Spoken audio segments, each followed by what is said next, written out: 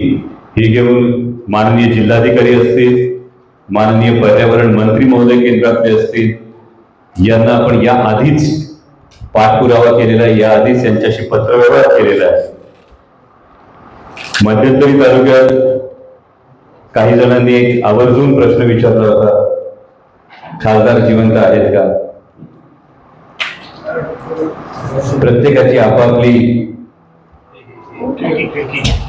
एक पातळी असते, त्यामुळे त्याविषयी भाष्य करण्यापेक्षा एवढंच म्हणलं की जिवंत राहिलं तर किड्यामुंगे पण जिवंत राहतात आणि रंग बदलणारे सरडे सुद्धा जिवंत राहतात.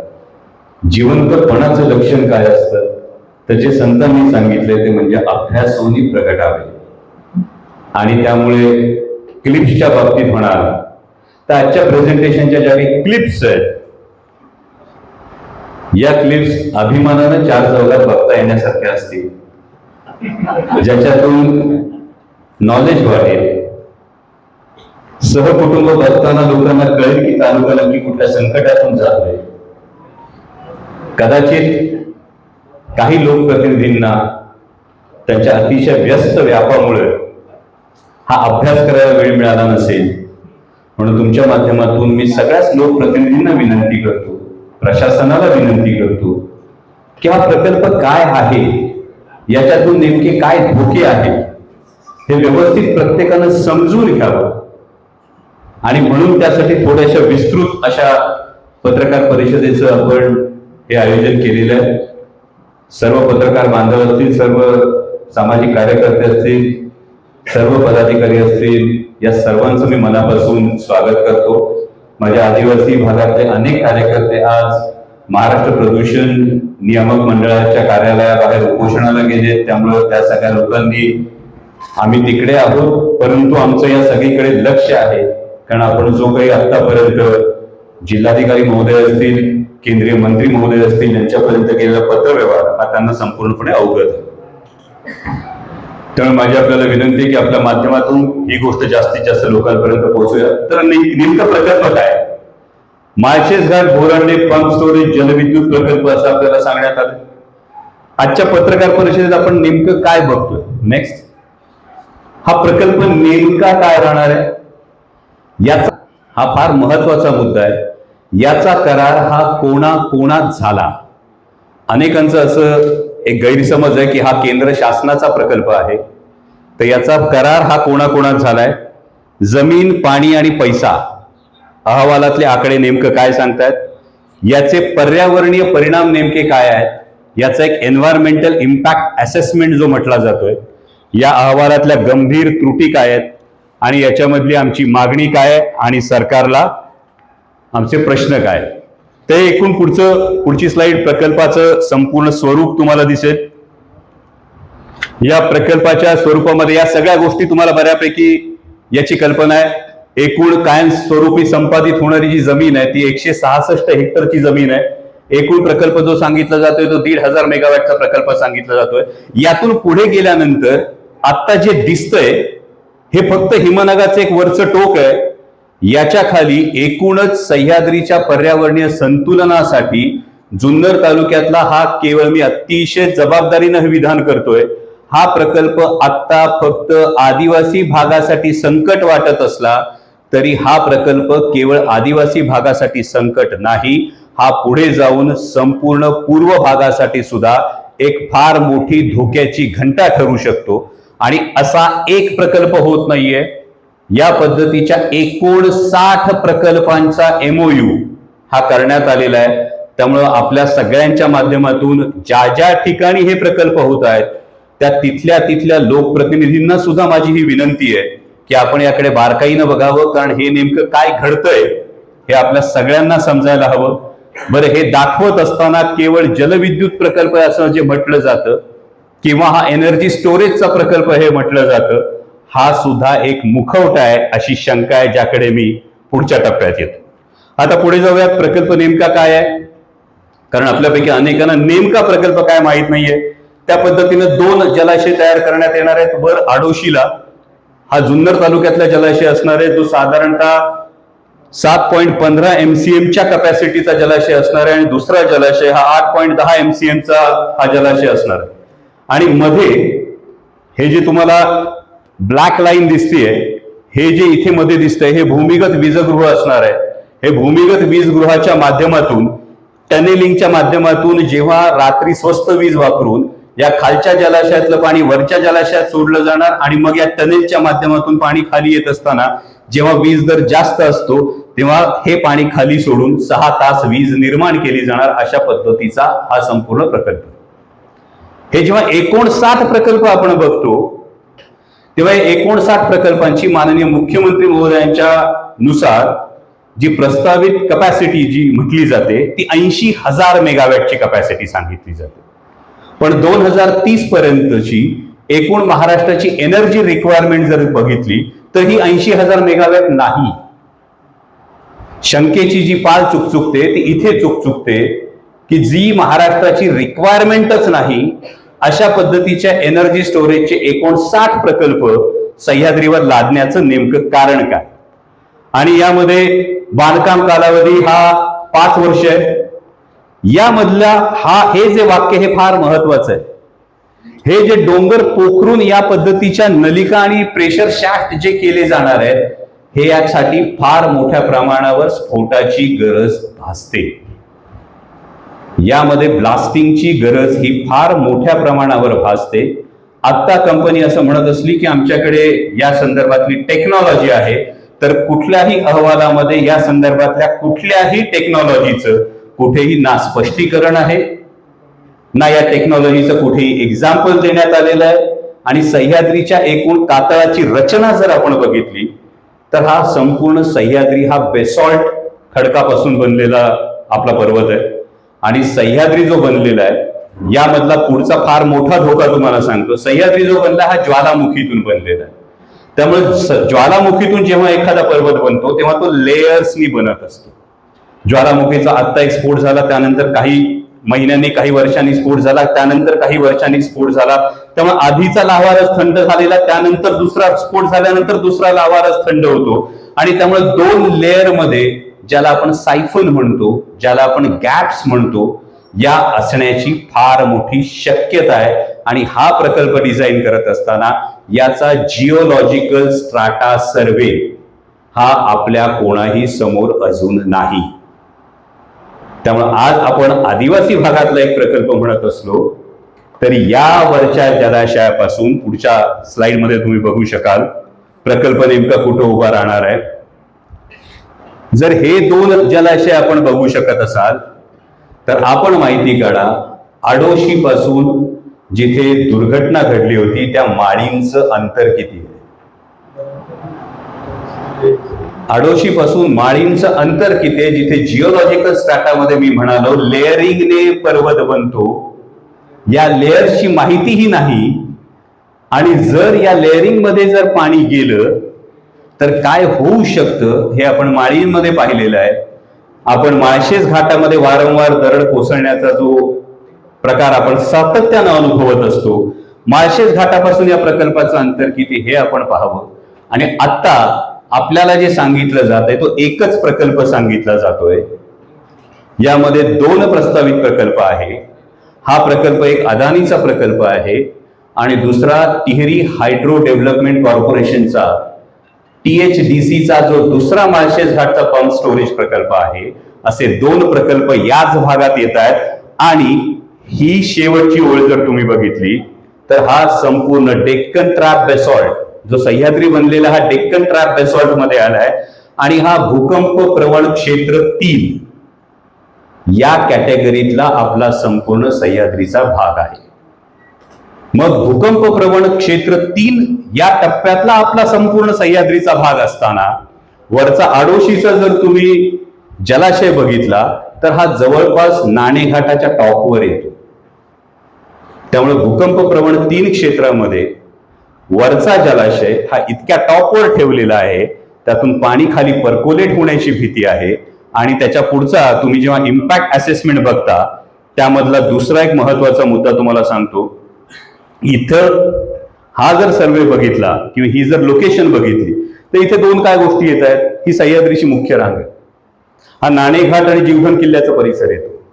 आता हा संपूर्ण भाग 6 जुलै 2022 ची जी इको सेन्सिटिव्ह झोनची जी मसुदा आहे, पर्यावरण दृष्ट्या संवेदनशील क्षेत्राचा जो मसुदा आहे, यामध्ये हा संपूर्ण भाग समाविष्ट आहे. म्हणजे इको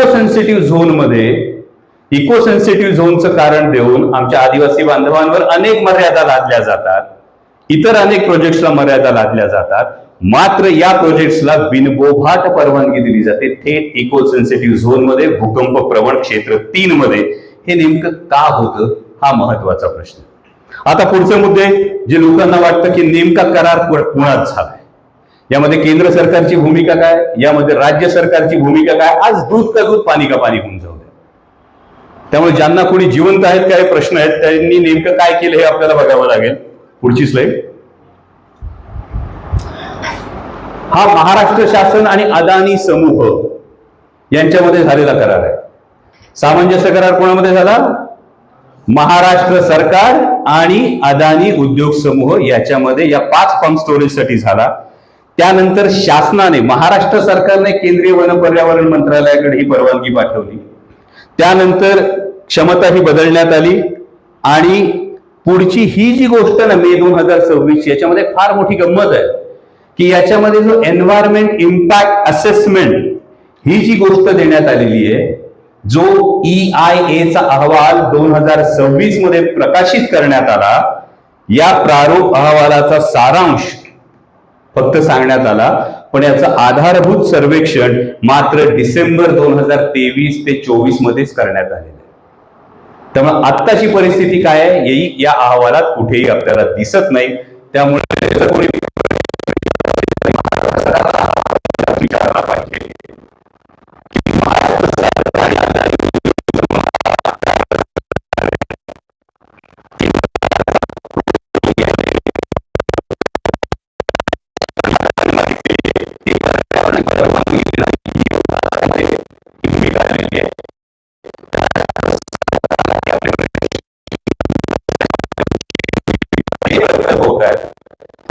सगळ्या गोष्टी एकदा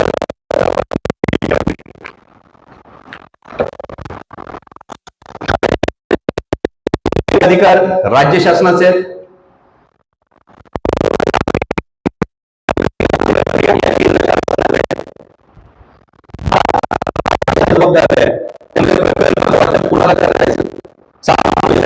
करायचे, त्यानंतर प्रकल्पाच्या जागेची निवड कुठे करायची, या 3ही महत्वाच्या गोष्टी पूर्णपणे राज्य शासनाच्या अखत्यारीत आहे.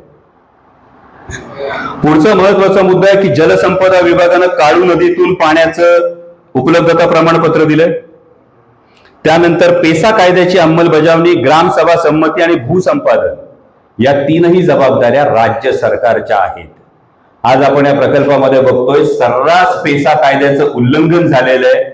यातल्या सर्वे, आपण सगळ्यांना माझी विनंती आहे, सर्वे जर बारकाईने बघितली, जर जी पेसा ग्रामपंचायतीची गावं आहे ही पेसा ग्रामपंचायतीची गावं नाहीत असे सर्वे शासनानं सबमिट केलेले आहेत, जे पेसा कायद्याचं फार मोठं उल्लंघन हे राज्य शासनाकडून होतंय.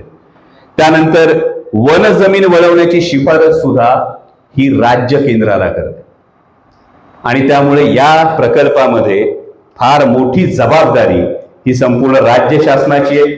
या केंद्राच्या सगळ्या तांत्रिक प्रक्रिया ज्या काही आहेत, 7 हेक्टर वन जमीन वळवण्याचा प्रस्ताव केंद्राकडे जातो, तो राज्याकडून जातो. राज्याचे मुख्य वन संरक्षक याच्यावर सर्टिफिकेशन देतात. पश्चिम घाट ESA अधिसूचना ही मसुद्याच्या स्वरूपात गेली 13 वर्ष राज्य सरकारने याचा पाठपुरावा करणं गरजेचं आहे. तज्ञ मूल्यांकन समितीने एन्व्हायरमेंट इम्पॅक्ट असेसमेंटची जी अधिसूचना आहे त्यानुसार हा प्रकल्प आहे की नाही हे फक्त सांगितलं जातं. या एन्व्हायरमेंट इम्पॅक्ट असेसमेंटची सूचना देणारी कंपनी जर आपण बघितली तर त्याच्यात तुम्हाला आणखी एक मोठा धक्का बसेल. पुढे यामध्ये नेमकी कुठली जमीन जाणार आहे? 166 हेक्टर हे जाणार आहे. त्यामध्ये खासगी 105 हेक्टर वन जमीन, 60 हेक्टर, याशिवाय 9 हेक्टर जमीन भाडे तत्वावर. वरचा जलाशय हा त्यामध्ये पूर्णपणे बिगर वन, म्हणजे थेट शेतकऱ्यांची जमीन, जो जुन्नर तालुक्याचा फार महत्वाचा प्रश्न येतोय, ही पूर्णपणे बिगर वनची जमीन जाते. आणि खालचा जलाशय जो आपण मुरबाड तालुक्यातला म्हणतोय तिथेही पूर्णपणे वनजमीन जाते. आता यामध्ये फार महत्वाचा या जमिनीच्या संदर्भातला जो मुद्दा आहे की भीमाशंकर असेल म्हणजे आंबेगाव तालुक्यातली 47 गावं, जुन्नर तालुक्यातली 37 गावं, शिवाय भीमाशंकर तालुक्यातली औपे असेल, येळवली असेल, भिवेगाव असेल, ही गावं इथल्या सामूहिक वनहक्क हे वन्यजीवांच्या नावाखाली नाकारले जातात. आदिवासी बांधवांना तिथल्या ग्रामपंचायतीने सामूहिक वनहक्क हे नाकारले जातात. मात्र 60 हेक्टर वनजमीन वनविभाग बिनबोभाटपणे ही या प्रकल्पासाठी देतो. हा खर तर महत्वाचा आणि कळीचा मुद्दा. पुढची स्लाइड. यामध्ये एकूण अभ्यास क्षेत्रात 79 गावं आहेत. किती लोकसंख्या अभ्यास क्षेत्रात त्यांनी धरलेली होती ती 68,000 होती. थेट बाधित कुटुंब ही 505 असणार आहेत. आणि खरं तर एकूण बाधित लोकसंख्येपैकी अनुसूचित जमाती 93% आहेत. आणि 93% जर एकूण बाधित लोक असतील आणि मात्र पेसा कायद्यानुसार एकाही ज्याची सुनावणी झाली नसेल तर या संपूर्ण प्रकल्पाच्या जी काही जनसुनावणी 21 तारखेला सांगितली जाते या सगळ्यावर फार मोठं प्रश्नचिन्ह उभं राहतं. पुढे हे जे आपण सातत्यानं बघतो पेसा कायद्याची ही उघड पायमल्ली झालेली आहे की हे संपूर्ण क्षेत्र आदिवासी बहुल आहे. आजनावळे ग्रामपंचायतीने 2023 मध्ये जसा ठराव करून प्रशासनाकडे दिला होता त्याच्याकडे दुर्लक्ष करण्यात आलेलं आहे. प्रकल्प अहवाल तयार करण्यापूर्वी कंपनीने किंवा कोणत्याही शासकीय विभागाने यातल्या एकाही पेसा ग्रामपंचायतीची पूर्वकल्पना दिलेली नाही. 14 ऑगस्ट 2026 म्हणजे आता परवा जी एक बैठक झाली त्याच्या शासकीय बैठकीच्या इतिवृत्तातच या सगळ्या नोंदी आहेत. त्यानंतर ग्रामस्थांची मागणी की आधी ग्रामपंचायतींना माहिती द्या आणि ग्रामसभेचा सकारात्मक ठराव मग प्रकल्प अहवाल तयार करा. आणि वन हक्क 2006 अंतर्गत सामूहिक वन हक्कांचा प्रश्न हा अजून अद्याप निकाली निघालेला नाही. या सगळ्या गोष्टींचा उहापोह केल्याशिवाय या प्रकल्पाकडे आपल्याला जाता येत नाही. ही पेसा हक्काची पायमल्ली होते आणि पेसा हक्काचं संवर्धन करणं ही राज्य सरकारची नैतिक जबाबदारी येते. पुढची स्लाइड. हे 14 ऑगस्टला आंजनावळेला काय घडलं ते आपल्याला तुमच्यापैकी अनेक जण तिथे उपस्थित होते माहिती आहे. पुढे ही फार कळीचा मुद्दा आहे. पुढची स्लाइड ती म्हणजे एन्व्हायरमेंट इम्पॅक्ट अहवाल काय सांगतो. पुढची स्लाइड. हा EIA अहवाल म्हणजे काय तर एन्व्हायरमेंट इम्पॅक्ट असेसमेंट म्हणजे या प्रकल्पाचा एकूण पर्यावरणावर नेमका काय परिणाम होणार. आता यातल्या या 4 महत्वाचे मुद्दे लक्षात घ्या. ठीक आहे. या 4 महत्वाच्या मुद्द्यांमधल्या 3 मुद्द्यांचं एकदा आपण नजर टाका. आदिवासी भागातले काही कार्यकर्ते इथे गुरुजी तुमच्या भागाविषयी असं सांगितलं गेलंय अंकुश शेठ इथे सस्तन प्राणीच नाहीयेत.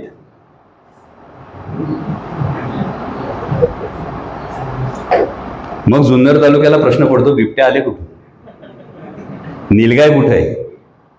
इथं एकही सस्तन प्राणी नाही असं अहवाल सांगतो. पहिल्या याच्यामध्ये प्रकरण 3.10 EIA मधलं 3 ऋतूंच्या सर्वेक्षणानंतरचा निष्कर्ष या पहिल्या एका वाक्यात हा अहवाल किती तद्दन सोयीचा आहे ही गोष्ट आपल्या समोर येते. एकही सस्तन प्राणी या भागात नाही हे या अहवालात नमूद केले. दुसरं पलीकडे जा त्यामध्ये operation phase impacts on flora and fauna will be positive म्हणजे वनस्पती आणि प्राणी जीवनावरील परिणाम हे होणार आहेत का तर हे होणार आहेत. त्यानंतर being an off river PSP the environmental impacts of the project are minimal.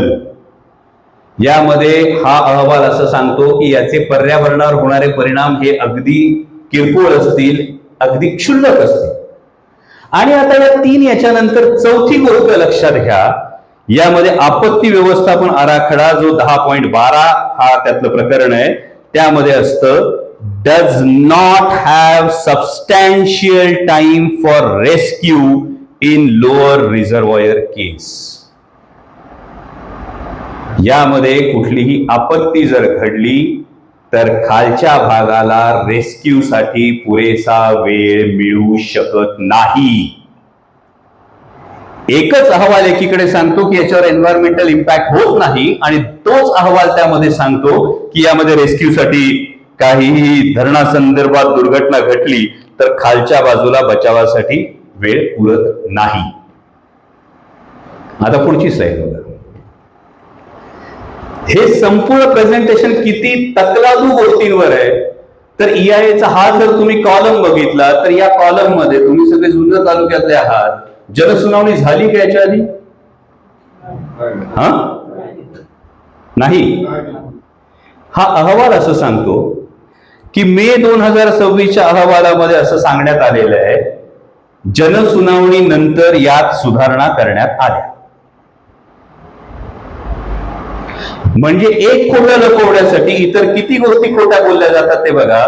जर जनसुनावणी झालीच नाही तर अहवालामध्ये जे म्हटलं गेलंय की मे 2026च्या अहवालात म्हटलंय जनसुनावणी नंतर सुधारणा करण्यात आल्या असं लिहिलं गेलेलं आहे. जर जनसुनावणीच झाली नाही तर कुठल्या सुधारणा करण्यात आल्या.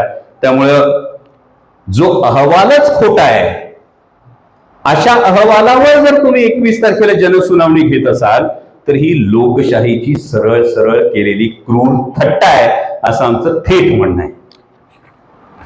आता पुढची स्लाइड.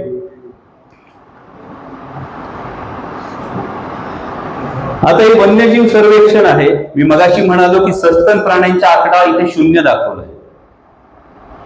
पक्षी दाखवलेत, फुलपाखरं दाखवलेत, सरपटणारे प्राणी दाखवलेत, उभयचर दाखवलेत. आणि याची सोय अशी होते की जेव्हा सस्तन प्राणीच नाहीत तर मग वन्यजीव अधिवासाच्या नुकसानीचं मूल्यांकन होऊच शकत नाहीये. त्यामुळे सरळ सरळ हा प्रकल्प राबवणाऱ्या कंपनीसाठी सोयीनी तयार करण्यात आलेला हा अहवाल आहे. पुढची स्लाइड. आता यामध्ये नाणेघाट संवर्धन राखीव क्षेत्राचं काय. तर राज्य वन्यजीव मंडळाच्या बैठकीत मुख्यमंत्र्यांच्या उपस्थित 18 नवीन संवर्धन केंद्र मंजूर झाली. त्यात नाणेघाटाचा समावेश आहे. हे क्षेत्र भीमाशंकर आणि कळसोबाई हरिश्चंद्र गड या अभयारण्यांना जोडणारा महत्वाचा वन्यजीव कॉरिडॉर आहे. मग राज्य सरकारला माहित नाहीये की अहवालात खोटीपणा आहे. जर राज्य सरकार एक अधिसूचना काढतं आणि अहवालात त्याच्या पूर्णपणे विसंगती आपल्याला ही आढळून येते की या कॉरिडॉर मधून म्हणजे प्रकल्पापासून कॉरिडॉरचं अंतर हे अवघं 10.8 किलोमीटर आहे. अवघं 10.8 किलोमीटर. आणि त्यामुळे नाणेघाट संवर्धन क्षेत्र हा एक फार महत्वाचा विषय या प्रकल्पाच्या अनुषंगाने धोक्यात येणारी गोष्ट आहे. पुढची स्लाइड. त्याच्या पुढे आता माळीण दुर्घटना आणि याचा नेमका काय संबंध होतो तर हे जर आपण बघितलं तर माळीण दुर्घटनेच्या संदर्भातला सर्वेक्षण विभागाचा अहवाल जो आहे त्यामध्ये जंगलतोड आणि डोंगर उतारांचं सपाटीकरण ही 2 प्रामुख्यानं कारणं ही देण्यात आली. हा संपूर्ण प्रकल्प भूकंप क्षेत्र 3 मध्ये मोडतो आणि तरी सुद्धा भूस्खलनाचा स्वतंत्र आणि सखोल अभ्यास या अहवालात कुठेही नाही. आणि त्यामुळे ज्याला आपण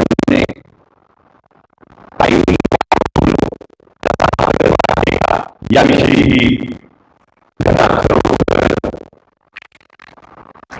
हा प्रश्न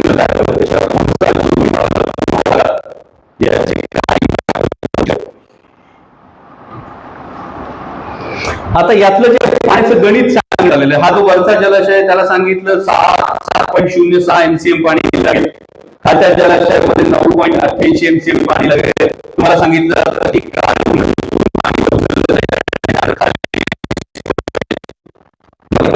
सुरुवात झाली तेव्हा माणिकडोहच्या संदर्भामध्ये तिथल्या जलाशयाचं पाणी वापरावं का होती याच्या स्पष्टीकरण नाही. दुसरी गोष्ट मागच्या टर्मला आपण संसद आदर्शकांमध्ये कोपरे मांडवेचं गाव दत्तक घेतलं. यामध्ये MI टँक व्हावा यासाठी आपण केला. करण्यासाठी सातत्यानं प्रयत्न करत होते द्यायचं नाही, कुकडीच्या पाणी शिल्लक नाही. हे कारण कुकडीच्या वॉटर अकाउंट मध्ये पाणी शिल्लक नाही, मात्र जो जलाशय आहे हा कुकडीच्या नाल्यावर आहे. जर कुकडीच्या अकाउंट मध्ये पाणी शिल्लक नाही म्हणून वरच्या आदिवासी भागाला पिण्याचं पाणी मिळू शकत नाही, मात्र त्याच कुकडीच्या बेसिन मधल्या नाल्यावर वरचा जलाशय जर होत असेल तर मग नेमकं कुणाच्या सोयीसाठी प्रकल्प होतोय आणि याच्याकडे कोण डोळे झाक करतंय हा दुसरा महत्वाचा प्रश्न आहे.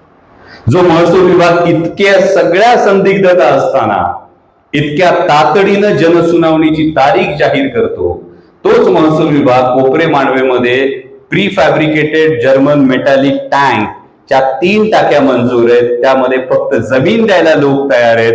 फक्त जमीन हस्तांतरणाचा जो प्रस्ताव आहे हा राज्य सरकारकडे पेंडिंग आहे, त्याच्यावर सही मात्र होत नाही. मात्र महसूल विभाग इतक्या तत्परतेनं या सगळ्या गोष्टींविषयी संदिग्ध असताना इतक्या घाईनं जर पुढाकार घेत असेल तर यामध्ये अडचण तयार होते. पुढे आता अहवालातली अंतर्गत विसंगती हा थोडा टेक्निकल मुद्दा आहे, पण हा नीट समजून घेतला पाहिजे तुम्ही, कारण 21 तारखेची जनसुनावणी रद्द करण्याचा आपला पुरेपूर प्रयत्न आहे.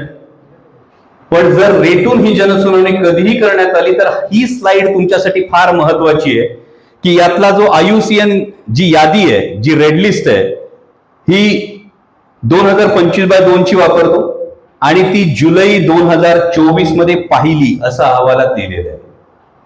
IUCN ची यादी जुलै 2024 मध्ये पाहिली असं लिहिलेलं आहे आणि जुलै 2024 मध्ये 2025/2 ची आवृत्ती अस्तित्वात नव्हती. जी यादीच अस्तित्वात नव्हती ती यादी पाहून अहवाल बनवला असेल तर हा पहिला मुद्दा. वननिधीचा आकडा 2 ठिकाणी 2 प्रकारे आहे. मगाशी मी सांगितलं की आधारभूत सर्वेक्षणाची तारीख ही जुन्या आधारभूत माहितीनुसार दिलेली आहे. पुढची फार महत्वाची गोष्ट आहे, मगाशी मी जी सांगितली प्रकल्प बाधित जी 79 गावं होत आहेत, या 79 गावांमध्ये जो स्टडी करण्यात आला असं अहवाल सांगतो, या 79 गावांमधल्या कुठल्या गावात आणि कुठल्या लोकांशी ना गावांची नावं या अहवालात आहेत ना माणसांची नावं या अहवालात आहेत. आणि मुळात संपूर्ण EIA अहवाल, एन्व्हायरमेंटल इम्पॅक्ट असेसमेंट अहवाल हा मराठीत उपलब्धच नाहीये. मग ज्याच्यावर जनसुनावणी घ्यायची तेच जर आम्हाला वाचायलाच मिळालं नाही, आम्हाला माहितीच नाही, तर आम्ही आक्षेप कशावर घेणार, आम्ही आमच्या तक्रारी कुठं मांडणार, हा फार कळीचा मुद्दा यात तयार होतो. आणि हे एवढं सगळं असताना हा प्रकल्प आहे तो 7,000 कोटी रुपयांचा. विचार करा, 7,000 कोटी रुपयांचा प्रकल्प इतक्या तद्दन खोट्या माहितीवर आणि खोट्या आकडेवारीवर जर सादर होत असेल तर त्याच्यावर आपण विश्वास कसा ठेवायचा हा महत्वाचा प्रश्न येतो. पुढचा मुद्दा, हा बाधित वनक्षेत्राचं पर्यावरणीय मूल्य हा पुन्हा एन्व्हायरमेंटच्या संदर्भात आहे की या ज्या नोंदी समितीने केलेल्या आहेत ना, या सगळ्या नोंदी आहेत, तुम्ही बारकाईने जर बघितल्या तर यामध्ये पाण्याचा स्रोत बदलण्यासाठी राज्य शासनाची परवानगी आणि NGT आदेशानुसार E-फ्लोची माहिती मंजुरीच्या वेळी सादर करावी अशी अट समितीने घातली. याचं पुढे काय झालं कोणालाच माहित नाही. TOR दुरुस्तीची शिफारस केली आणि प्रक्रिया पुढे सरकली. समितीने स्वतःच नोंदवले की क्षमता वाढ किरकोळ आहे पण वनक्षेत्राचं नुकसान मोठं आहे. बाधित वनक्षेत्राची गुणवत्ता आणि पर्यावरणीय मूल्य कुठेही तपासलं गेलेलं नाही. आणि आता पुढचा फार महत्वाचा मुद्दा, पुढची स्लाइड घ्या. आता ही जी एन्व्हायरमेंटल इम्पॅक्ट असेसमेंट ज्यांनी तयार केले ही ती company RS enviro link limited. याचे डिटेल्स एकदा फक्त नेटवर जाऊन शोधा. मग गंमत ही होतीये, एकच विकासक, एकच सल्लागार आणि एकच करार. याचे एक उदाहरण मी आपल्या मीडियाच्या माध्यमातून सांगू इच्छितो की 2022ला तारळी आणि माळशेज हे 2 प्रकल्प एकाच याच्यातले, दोन्ही प्रकल्पांचे एन्व्हायरमेंटल इम्पॅक्ट असेसमेंट एकाच खासगी सल्लागार कंपनीने तयार केले. ज्या कंपनीचं इथे नाव आहे. तारळीमध्ये 100 पेक्षा अधिक गावांचा विरोध आहे, 3000हून अधिक हरकतींची पत्र आहेत. तरी सुद्धा 12 मार्च 2024ला तारळीला, सातारा जिल्ह्यामध्ये जनसुनावणी पुढे ढकलली गेली नाही आणि पुढे प्रकल्पाला पर्यावरणीय मंजुरी सुद्धा मिळाली. आज माझं तुम्हाला सगळ्यांना महत्वाची गोष्ट आहे की जे तारळीत मागे घडलं ते आता जुन्नरमध्ये बळजबरीनं घडवू पाहिलं जात आहे. त्रुटीपूर्ण अहवाल, हरकती आणि तारीख न बदलणारी सुनावणी अजून वेळ गेलेली नाही. आपण सगळ्यांनी मिळून या विरोधात आवाज उठवणं हे गरजेचं आहे. आता ज्या प्रकल्पाविषयी मी बोललो मागाशी तारळीचा, पुढची स्लाइड.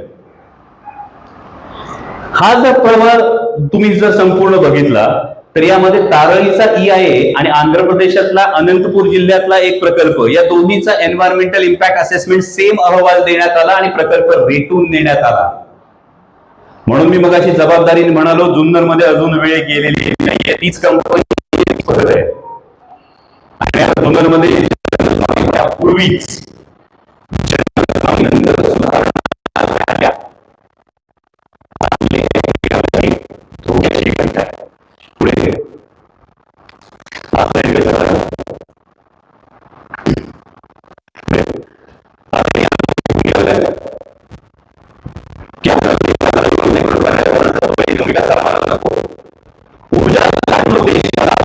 पुढे पश्चिम घाटातल्या वन्यजीव कॉरिडॉरमध्येच का? आणि आता महत्वाचा माननीय मुख्यमंत्री महोदयांनी मुंबई जाहीर केली. या तिसऱ्या सेंटर असेल असं जाहीर केलं. मॅक्सिमम सेंटरच्या आजूबाजूच्या गावांमध्ये, शहरांमध्ये पाणी प्रचंड दुर्भिक्ष आहे.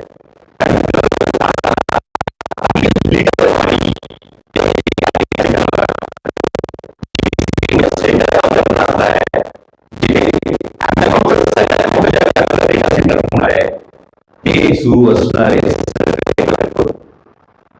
हे केवळ विद्युत आहेत की या संभाव्य डेटा सेंटरला आमच्या तोंडचं, आमच्या शेतकऱ्यांचं पाणी पळवून त्यांच्यासाठी केलेली पाण्याची सोय आहे. एकीकडे अमेरिका आणि भारत ट्रेड डील मधला एक कलम जर बघितलं तर फ्री डेटा ऍक्सेस, मी 3 बिंदू जोडतोय.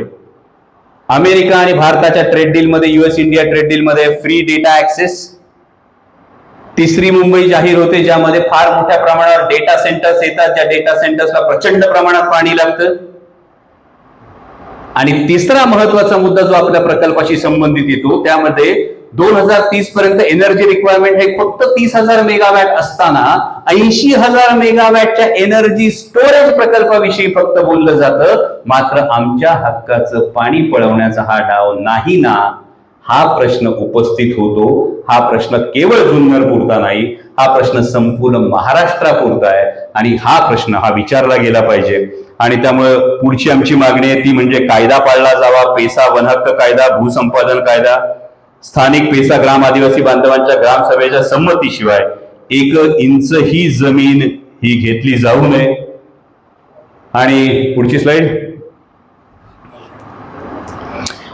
जर जनसुनावणी घ्यायची असेल तर त्याआधी संपूर्ण EIA अहवाल, नकाशे, पुनर्वसन आराखडा आणि जलवापराचा तपशील मराठीत प्रत्येक बाधित गावात उपलब्ध करून देण्यात यावा.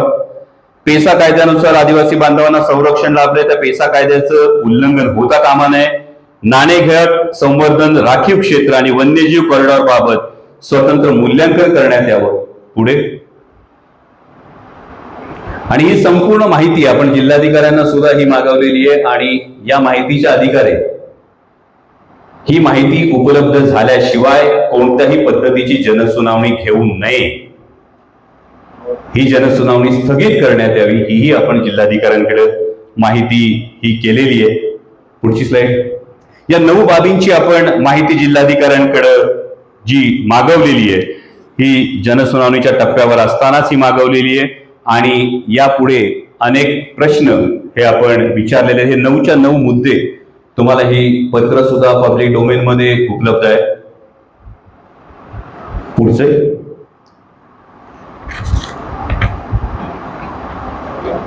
आणि हे जे प्रश्न आहे यातला हा 5वा प्रश्न फार महत्वाचा आहे पूर्व भागासाठी, की दाखवताना काळू नदीची परवानगी दाखवून प्रत्यक्षात कोकणी माणिकडोच्या पाण्यावर परिणाम होणार नाही याची हमी कोण देणार?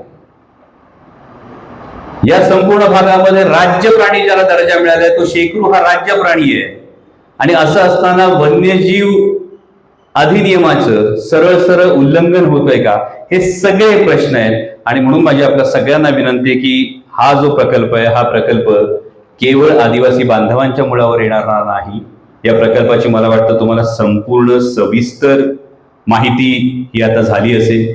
यामध्ये किती अडचणी आहेत, यामध्ये किती माहिती लपवली गेलेली आहे, आणि यामध्ये हा प्रकल्प कशा पद्धतीनं रेटून नेण्याचा प्रयत्न होतोय, या सगळ्या गोष्टी असताना माझी आपल्या सगळ्यांच्या माध्यमातून राज्य सरकारला ही कळकळीची विनंती आहे, अशा पद्धतीच्या 59 प्रकल्पांचे तुम्ही MOU केलेले आहेत. मी फक्त एका प्रकल्पाचं उदाहरण दिलं.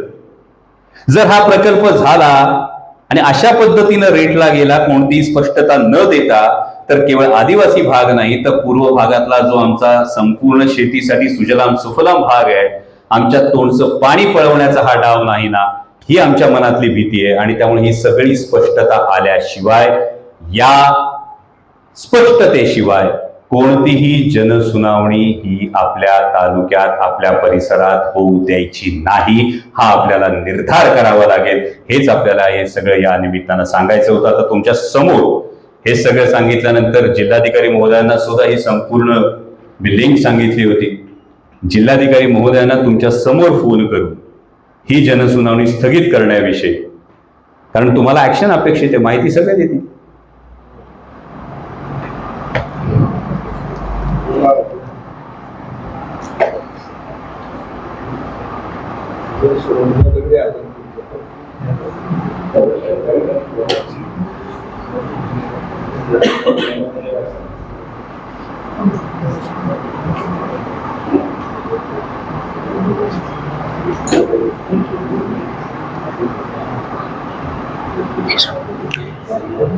डुडी सर, प्रेस कॉन्फरन्समध्ये आम्ही सगळं याचं सादरीकरण केलं, लोकांना सगळी प्रकल्पाची माहिती दिली आहे. तर मी आपला फोन स्पीकरवर ठेवतो जेणेकरून ते सगळे ऐकतील. तर डुडी साहेब, आमची सगळ्यांची विनंती आहे की या जनसुनावणीच्या संदर्भामध्ये अनेक मतमतांतर आहेत, अनेक शंका आहेत. तर एक तर या संदर्भातली एक बैठक आपण तातडीनं आयोजित करावी आणि सगळ्यांचं निराकरण होईपर्यंत ही जनसुनावणी स्थगित करण्यात यावी, अशी माझी आपल्याला विनंती आहे. ठीक आहे, मला याच्याबद्दल आपलाही पत्र आला होता जी, आणि स्थानिक जे आमदार साहेब आहेत त्याचंही पत्र आलं आहे जी, आणि त्याच्याबद्दल मी 19 ऑगस्टला एक बैठक ठेवतो. बरं, 19 ऑगस्टला. तर त्याच्यामध्ये आपण सर्व जे अधिकारी आहे याच्याशी निगडीत, बर, MPCB, इरिगेशन डिपार्टमेंट, सर्व डिपार्टमेंटच्या लोकांना आम्ही बोलून घेतो. जी, त्या मीटिंगमध्ये आपल्यालाही आमची विनंती येतील की आपण उपस्थित राहावा. स्थानिक जे आमदार आहे, आमदार साहेब, त्यांना बोलून घेऊ. आणि जे गाव प्रभावित होत आहेत, म्हणजे असे तर सर्व लोक येतील आणि मग मीटिंगचे काही आउटकम निघणार नाही. तो जे गाव प्रभावित होत आहेत त्या गावाचे जे सरपंच आहेत, प्रभावित म्हणजे जे याचे बाधित होत आहेत, स्कोप मध्ये येते, तर त्याचे सरपंचाला आपण मीटिंग मध्ये बोलून घेऊ 19 ऑगस्टला. बरं, आणि तेव्हापर्यंत लोकांना, कारण काही की जे मला जेवढं समजलं त्याच्यामध्ये असं झालंय की लोकांच्या मनामध्ये काही संभ्रम निर्माण झालेले आहेत. होय, प्रोजेक्ट बद्दलची परिपूर्ण माहिती असल्यामुळे. होय, तर ते लोकांना परिपूर्ण माहिती देणे आवश्यक आहे. तर ते 19 ऑगस्टला आपण सर्व एकत्रित बसून त्याची माहिती लोकांसमोर आपण मांडूया. अगदी. आणि तुम्ही सर्व लोकांची जी मागणी आलेली आहे त्याचा मान ठेवून आम्ही जे 21 ऑगस्टची जी हिअरिंग आहे ते आम्ही पोस्टपोन करतो. धन्यवाद. झाल्यानंतर आणि सर्व लोकांचे शंकांचं निराकरण झाल्यानंतरच या संदर्भातला पुढचं पाऊल टाका. येस येस, मी करतो तसं आदेश करतो. धन्यवाद जिल्हाधिकारी महोदय, धन्यवाद. सो 19 तारखेला या संदर्भात जिल्हाधिकारी महोदय, सगळे संबंधित खात्याचे लोक, आपले लोकप्रतिनिधी, बाधित गावांचे सरपंच याची एक बैठक आयोजित करतात. आणि आत्ता जी 21 तारखेला जनसुनावणी होणार होती त्याचा थोड्याच वेळात ते आदेश काढतील की ही 21 तारखेला होणारी जनसुनावणी ही आता स्थगित करण्यात आलेली आहे. मला वाटतं तुम्ही सगळ्यांनी सातत्यानं हा जो आवाज उचलला तुम्ही सगळ्यांनी या संदर्भामध्ये जी जनजागृती केली त्याचं हे यश आहे. फक्त हा त्याचा पुढचा टप्पा आहे की त्याची सखोल माहिती आज तुमच्यापैकी प्रत्येकाकडे आहे. आणि माझा पूर्ण विश्वास आहे की माध्यमं लोकशाहीचा चौथा स्तंभ आहे. आणि जेव्हा माध्यमं कुठल्याही लोकप्रतिनिधीला असतील, कुठल्याही शासन व्यवस्थेला असतील, कुठल्याही सरकारला असतील, जेव्हा योग्य पद्धतीनं आरसा दाखवण्याचं काम करतात, तेव्हा जनहिताच्या दृष्टिकोनातून पाऊल हे नक्की पुढे पडतं. आपण सर्वजण आलात, आपण ही संपूर्ण माहिती समजून घेतली, त्याबद्दल आपलं मनापासून आभार. धन्यवाद. जय शिवराय.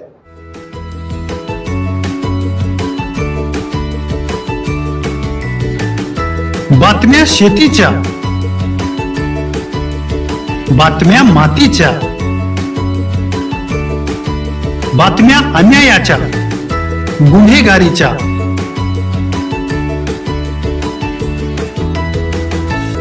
राजकारणाच्या आणि समाजकारणाच्या,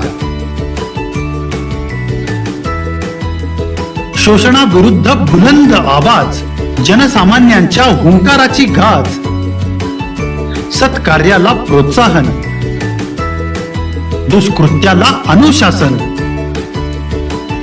निर्भीड, निस्पृह, सडेतोड, बेधडक आणि रोखटोक म्हणजेच विघ्नहर टाइम्स. शोध बातमीचा, ध्यास सत्याचा. आपलं चॅनल, आपली बातमी. सबस्क्राईब तर कराच, पण बेल आयकॉनवर क्लिक करायलाही विसरू नका.